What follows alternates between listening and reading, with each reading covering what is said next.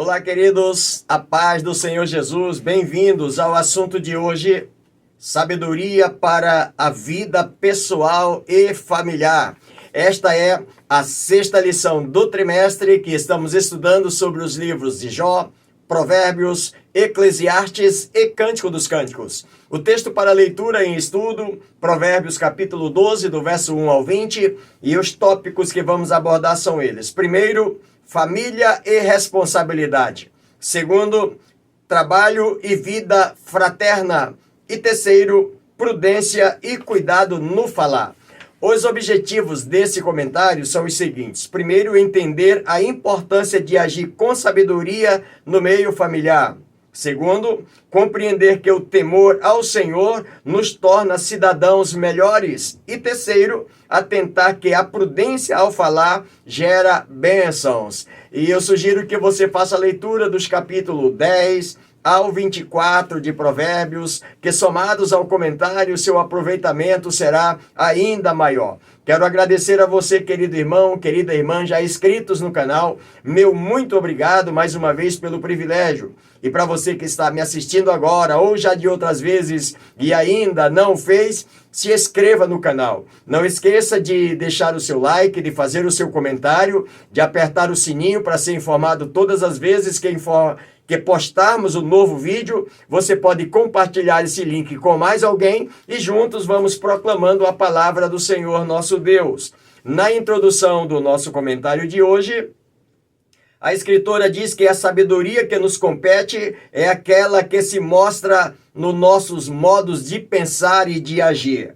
No propósito de assumir uma conduta idônea, a palavra de Deus nos orienta a avaliar com prudência, agir com diligência, acolher com generosidade e falar com moderação. Por sua graça, o Senhor nos deixou sábios conselhos para a nossa vida pessoal e familiar. Primeiro tópico, família e responsabilidade. Provérbios capítulo 12, do verso 1 ao 15. Os provérbios dedicam especial atenção à responsabilidade que devemos praticar uns com os outros no ambiente familiar. Quando todos agem com sabedoria, não há discórdia na família. Primeiro subtópico, pai justo e esposo fiel. Provérbios 12, verso 1 e 2. O texto começa dizendo que quem ama a disciplina ama o conhecimento, mas quem aborrece a repreensão é estúpido. Está no verso 1.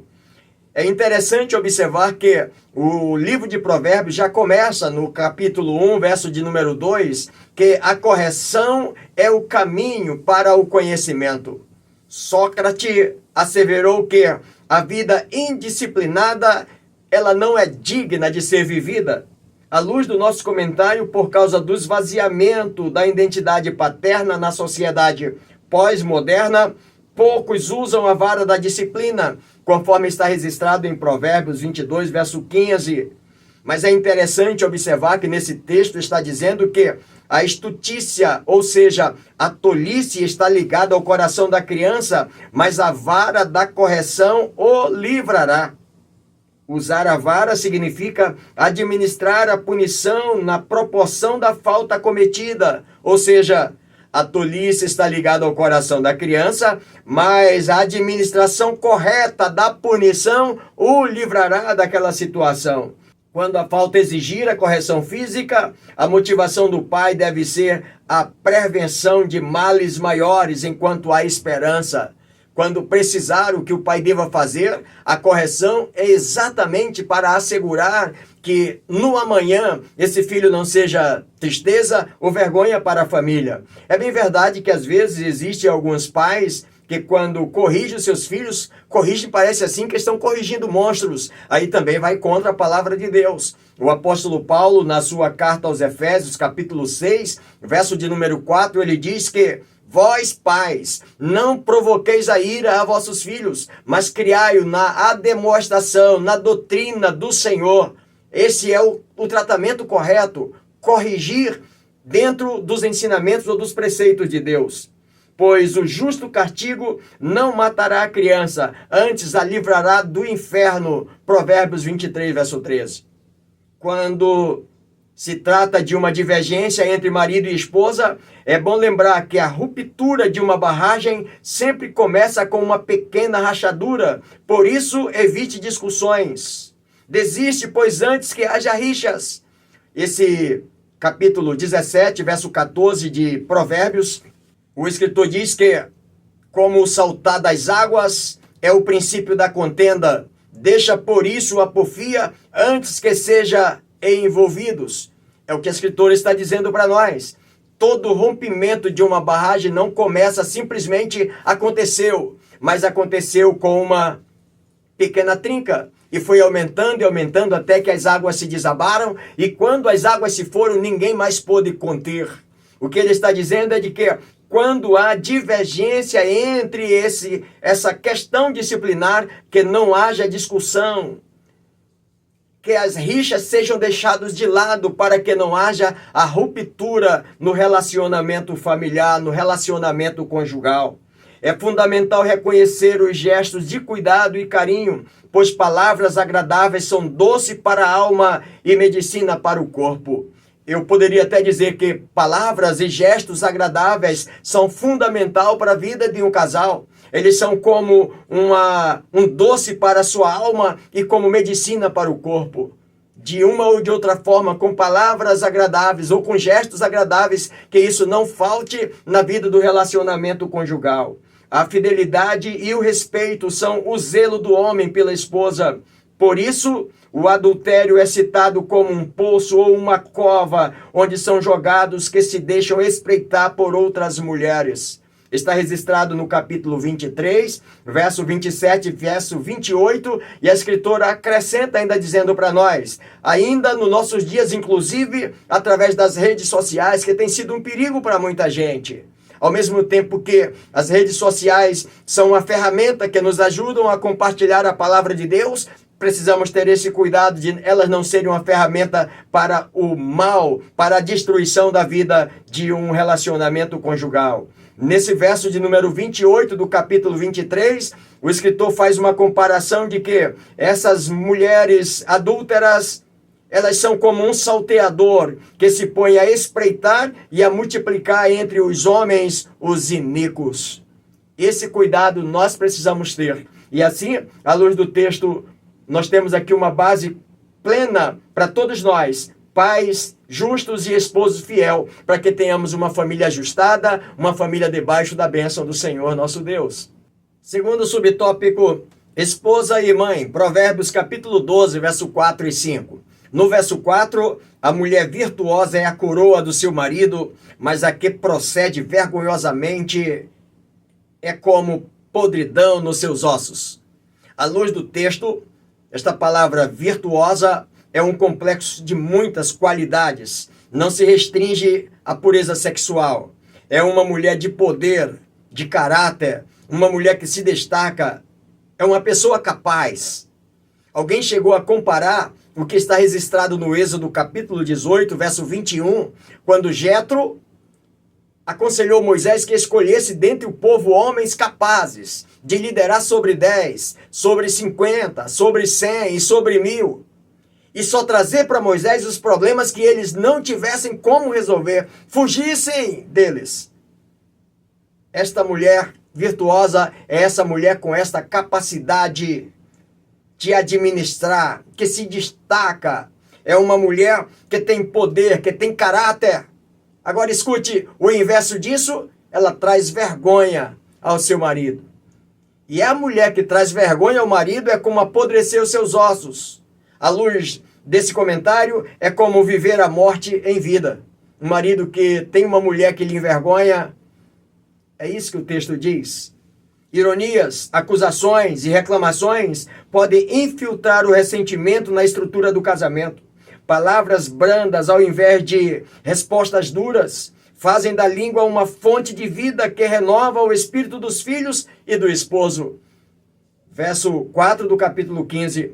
Esposas sábias aprendem a contornar as resistências com amor e paciência. Tornam-se mestras em seguir, em sugerir, em vez de exigir. aperfeiçoar uma ideia em vez de rejeitá-la, ser solidária nas perdas em vez de apontar o fracasso. É desse modo que a mulher sábia edifica sua casa. As sábias não são colegas dos seus filhos, mas mães conselheiras.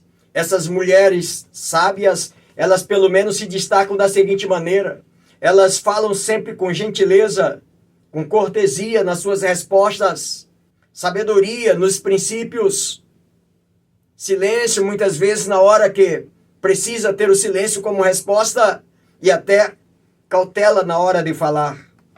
Não são adversárias dos seus maridos, são esposas fiéis e inquebrantáveis. A discrição é uma virtude cada vez mais esquecida em tempos de tantas exposições nas redes sociais.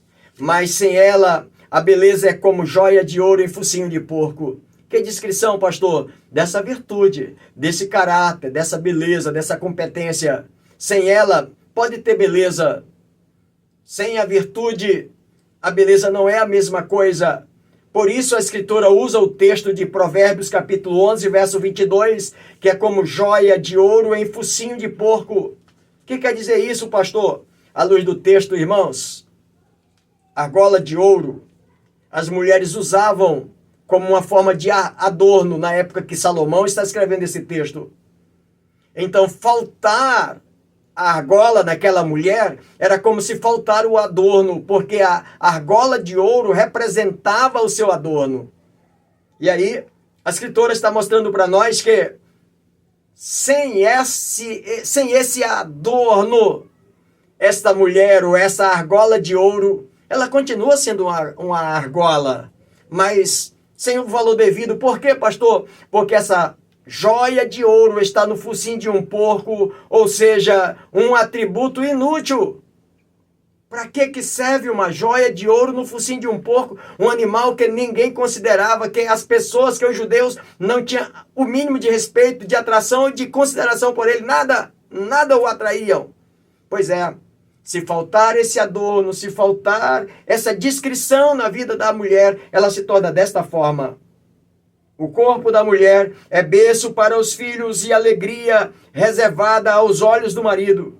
Esposa virtuosa são motivos de orgulho e não de vergonha. Capítulo 12, verso 4. Mulheres sábias geram nos seus maridos o desejo de estar ao seu lado. Capítulo 12, verso 9 diz que é melhor morar em cima de um terraço, num puxadinho lá em cima do terraço, do que numa casa onde há conforto, mas uma mulher rixosa. O que a Escritura quer dizer para nós?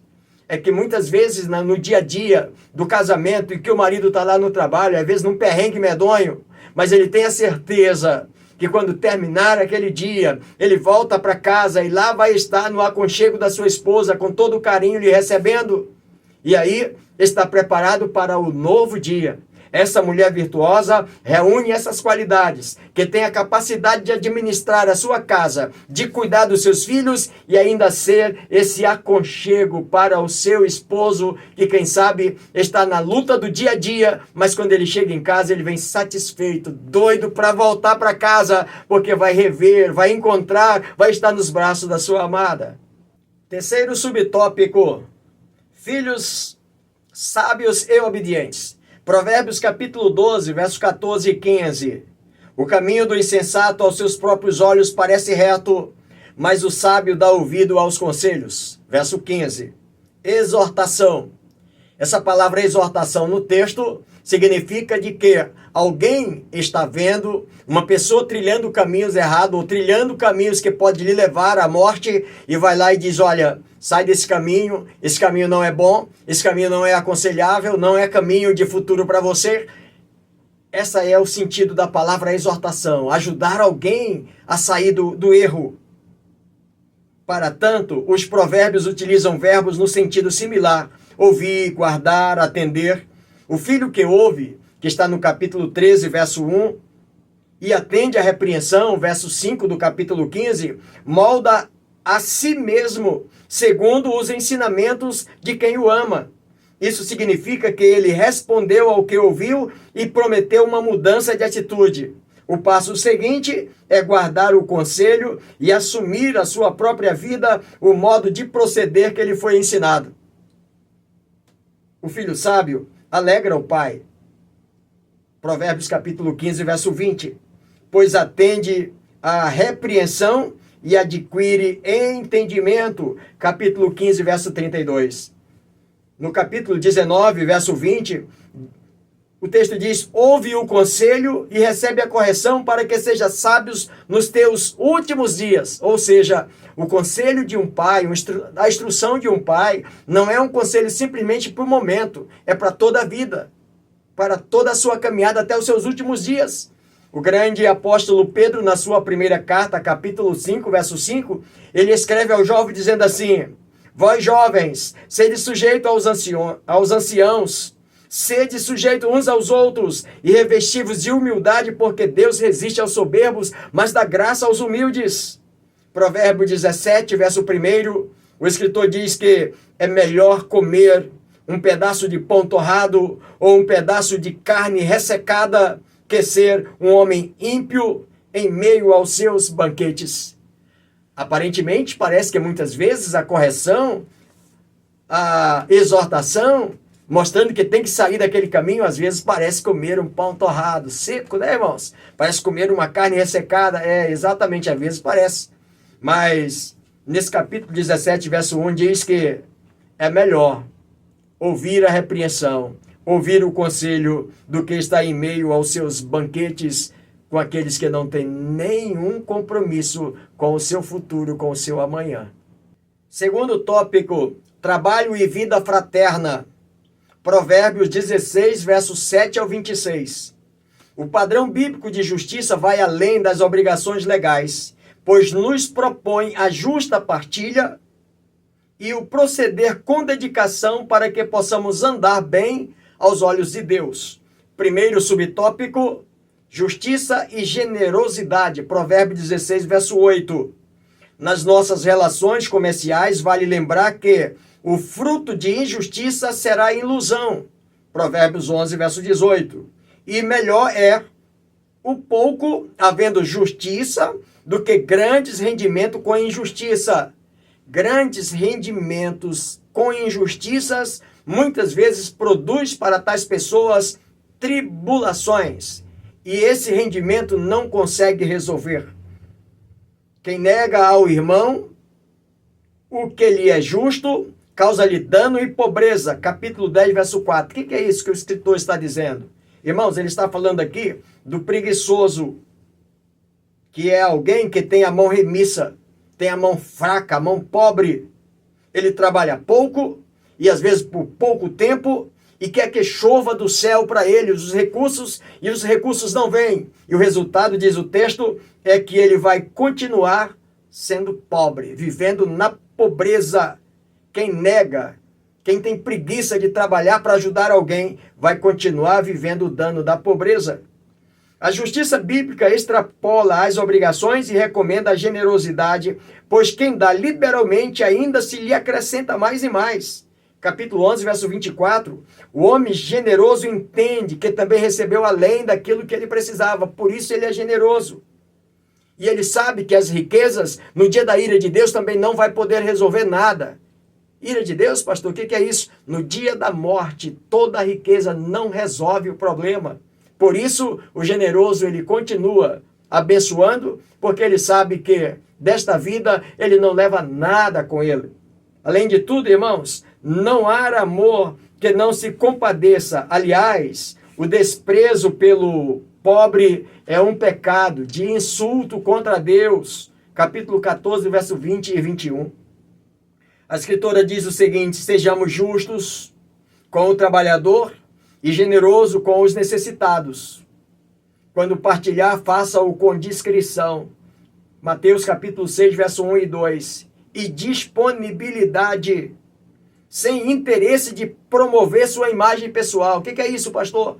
Lá no capítulo 6 de Mateus, o escritor diz que eles deveriam fazer as coisas sem ser visto pelas pessoas. Faça sem que as pessoas estejam lhe aplaudindo. Faça suas obrigações com cumpra com o seu dever, sejam discretos quando vocês puderem ajudar alguém. Não fique tocando trombeta, eu ajudei.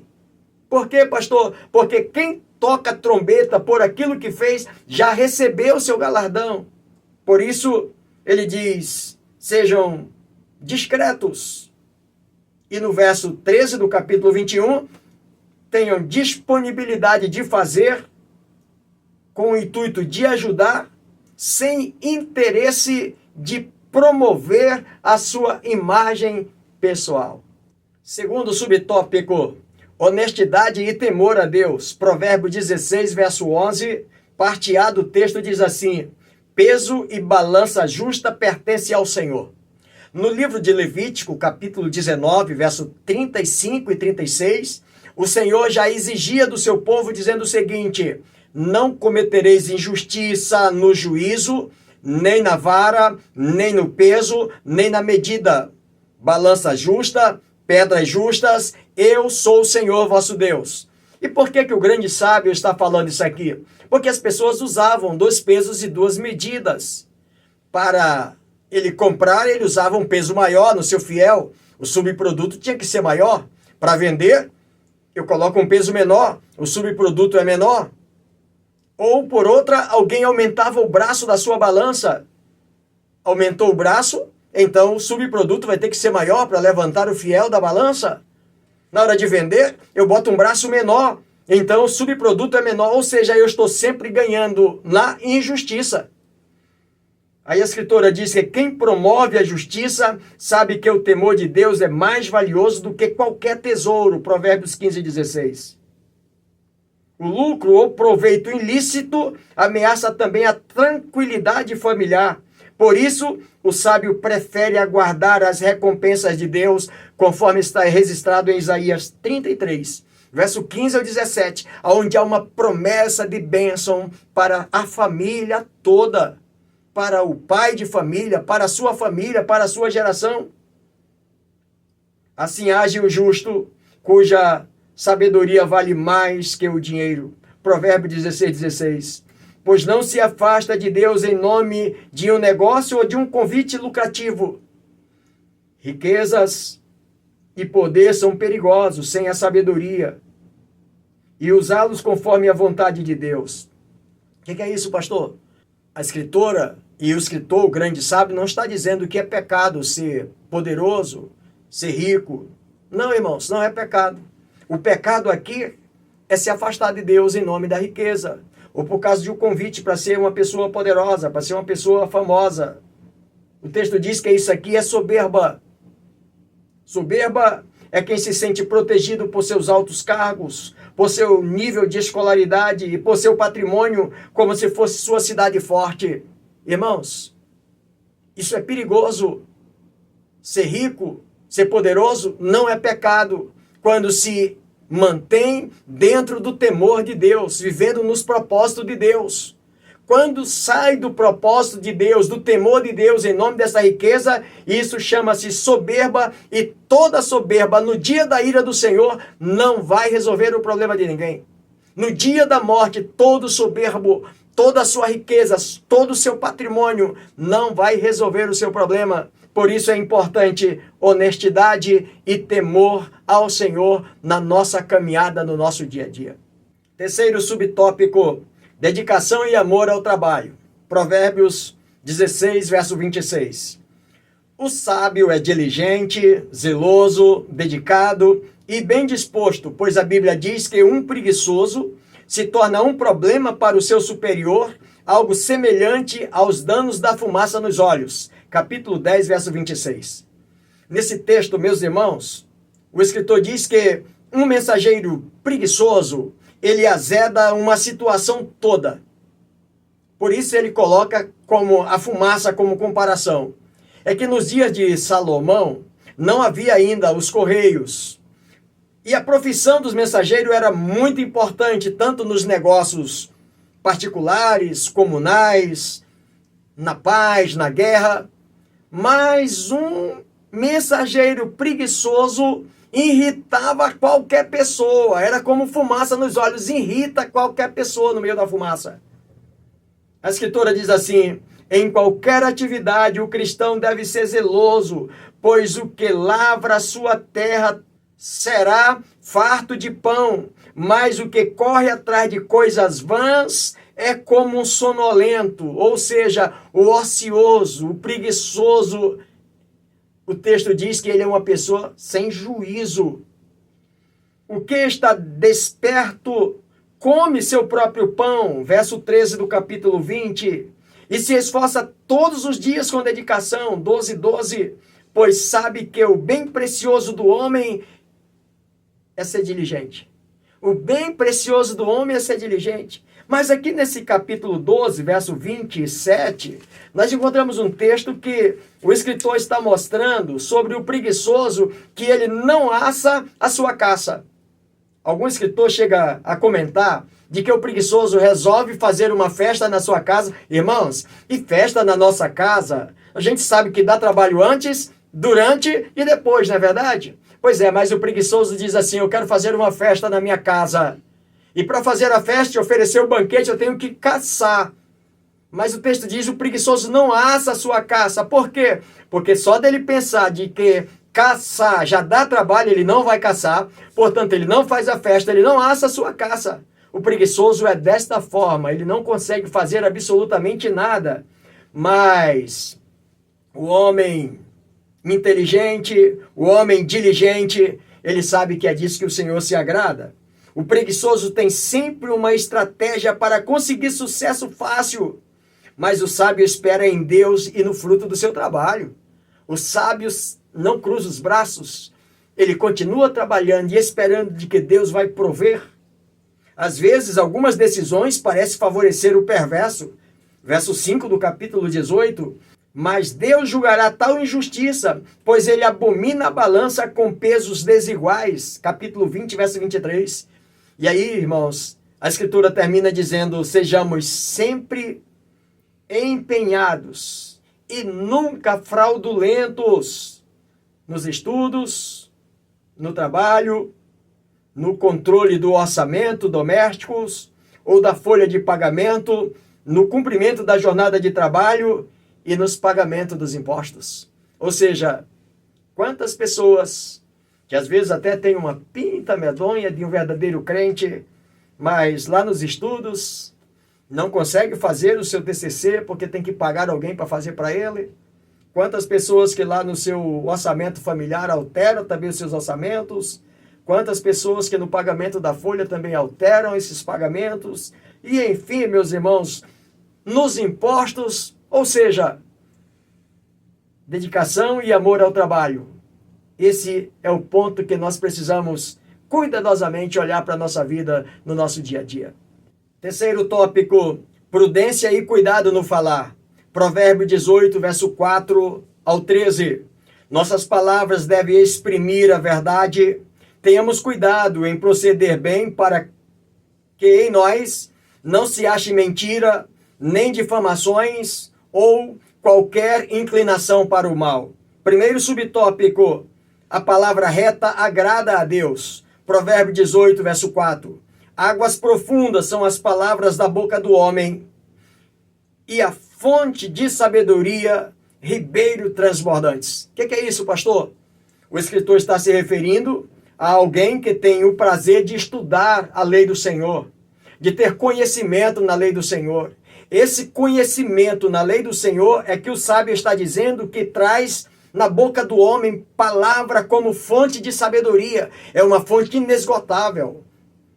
O conhecimento da palavra de Deus não é um riacho qualquer que sofre com a mudança do tempo, com a estação do ano. Não é alguém que cavou um poço e que ele também sofre com a estação do ano no volume da água. Não, ele está dizendo que quem estuda profundamente a lei do Senhor, quem procura mergulhar na lei do Senhor, ele tem palavra de sabedoria, porque a palavra de Deus é uma fonte inesgotável, não é um ribeiro qualquer, é como um oceano, um ribeiro transbordante na vida desse homem. A Escritura ainda diz: amados, a palavra reta está na boca do justo e a maligna na boca do homem perverso. para revelar a vergonha e a desonra. O sábio não se presta a ouvir mentiras, heresias, nem insultas à palavra de Deus, pois tem responsabilidade a respeito do que ouve, mas o mentiroso empresta os seus ouvidos para aprender a enganar. Capítulo 17, verso 4. A Escritura diz: sejamos retos e justos em cada palavra, pois a indireta e o duplo sentido não deve estar na nossa boca. Esse tipo de palavra que espalha fofoca, contendas e calúnia provém do maligno e destrói muitas vidas. As palavras retas libertam os irmãos, mas as palavras dos perversos são emboscada para derramar sangue.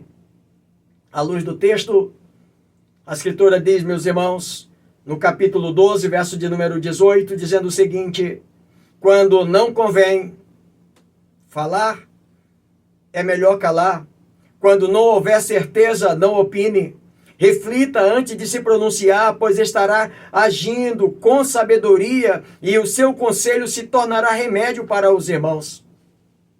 Não procure contendas para si, nem ruína para os outros, pois o que guarda a boca e a língua, guarda a sua alma da angústia. Provérbios capítulo 21, verso 23. Segundo subtópico, a palavra tem seus efeitos. Provérbios 18, verso 6. Mateus capítulo 15, verso 18.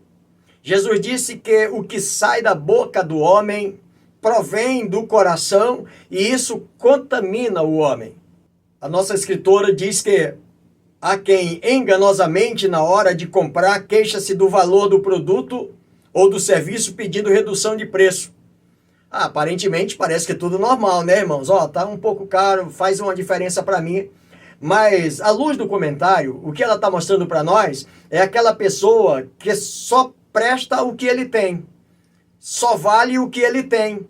E ele chega diante do trabalho de alguém, desvaloriza o trabalho, desvaloriza o produto, e ele faz de uma forma tal, fazendo com que a pessoa sinta que realmente o seu trabalho não serve mesmo, que o seu produto não serve, e finda vendendo por um preço de baixo valor. E a pessoa depois vai sair esnobando, dizendo que conseguiu um bom lucro em cima daquela compra que ele fez. A Escritura diz que isso é pura avareza, valendo-se de palavras enganosas para ludibriar o vendedor ou o prestador do serviço. Portanto, trabalhar por adquirir tesouros com língua falsa é vaidade e laço mortal. Capítulo de número 21, verso 6. À luz do comentário, irmãos, cada palavra gera um efeito no interlocutor, ou seja, naqueles que estão à nossa volta, naqueles que estão nos ouvindo. Por exemplo, um testemunho pode levantar a fé de alguém, confessar um erro, pode restaurar a confiança naquele grupo, naquele colegiado. Uma advertência amigável pode levar alguém a uma escolha correta. Por isso o escritor diz que a palavra tem poder. Capítulo 24, verso 1 e verso 2. A mentira e a fofoca não devem nos influenciar. Capítulo 24, verso 7. Nossa obrigação é dizer a verdade para livrar os que são acusados injustamente. Aí sim precisamos falar a verdade. Livrar os que estão destinados à morte, se os puderem. Entregar uma boa palavra que alegra o coração dos ansiosos. E advertir os que erram, pois os que repreenderem se acharão bem, e sobre eles virão grandes bênçãos. Provérbios 24, verso 25. Com as minhas palavras, eu consigo repreender alguém que está indo para o caminho errado, e ele sai do caminho errado e começa a andar no caminho certo. Essa palavra fez bem e vai trazer grandes bênçãos para mim, porque eu salvei alguém, salvei uma multidão de pecado. Terceiro e último subtópico do comentário: as palavras do justo edificam. Provérbio 18, verso 13. Responder antes de ouvir é estutícia e vergonha. Além do mais, O homem que não escuta primeiro é também um mau respondedor. E a escritora diz: cuidado com as discussões em casa, no trabalho, na igreja, pois o ímpio com a boca destrói o próximo. Ela fala de ímpio, mas quantos crentes que com a sua boca destrói o seu semelhante? Capítulo 11, verso 9. E só a palavra do justo tem poder para edificar. Pela bênção que os retos suscitam, a cidade se exalta. Mas pela boca do perverso, a cidade é derribada. Capítulo 11, verso 11. Nossas palavras devem fortalecer a fé do fraco e corrigir com generosidade o caído. O texto ainda diz mais: amados, pela transgressão das palavras, o homem mau enlaça, capítulo 12, verso 13, em grande angústia, mas aquele que profere o bom conselho, esse se farta de bem pelo fruto da sua boca. Ou seja, se fartar de bem pode ser o fruto das minhas palavras, das suas palavras, virão bênção para nós e para todos aqueles que estão à nossa volta. Capítulo 12, verso 14. Cada vez que repetimos as frases como eu sabia, de repente, diante dos nossos interlocutores, tratando em um determinado assunto, e alguém já usa a expressão, eu sabia, isso aí eu já sabia. Ou por outra, bem feito, isso aí é bem feito para ele ou para ela. Ou ainda é pouco. Cada vez que usamos essas palavras, estamos dando lugar à soberba e à contenda. Em vez disso, busquemos sabedoria para ensinar. Afinal, entre os que se aconselham se acham a sabedoria. Capítulo 13, verso 10. Senão, irmãos, não se aconselhava se não tem palavra de sabedoria. Mas a escritora ainda diz mais, à luz do texto: evite a crítica, pois está na boca do insensato a vara para a sua própria soberba. Ou seja, na boca do insensato, na boca do soberbo, está a vara para a sua própria condenação. Ele vai se condenar com as suas próprias palavras. Ele vai ser corrigido com suas próprias palavras. Não faça piada que humilham as pessoas, pois a contenda e a vergonha pública acompanham o escarnecedor. Queridos, e quem é o escarnecedor, pastor? Escarnecedor é aquele que lança entre os irmãos as desavenças. O escarnecedor, ele traz as contendas no meio dos irmãos. O escarnecedor, ele traz a briga no meio dos irmãos. E o que o grande sábio, no capítulo 22, verso 10, ele diz? Lança fora o escarnecedor. Com ele irá a contenda e cessará a questão e a vergonha. Queridos, eu encerro o comentário de hoje com a aplicação pessoal, que a nossa escritora diz assim: seja cumpridor ou cumpridora da justiça e das responsabilidades. Proceda com generosidade e prudência na vida familiar e social. Assim, em você, o Senhor enxergará a sabedoria. Queridos, espero poder ter contribuído com você mais uma vez nesse comentário. E se o Senhor Deus assim nos permitir, estaremos de volta no próximo comentário, juntos, como sal da terra e luz do mundo, sempre avançando pela fé.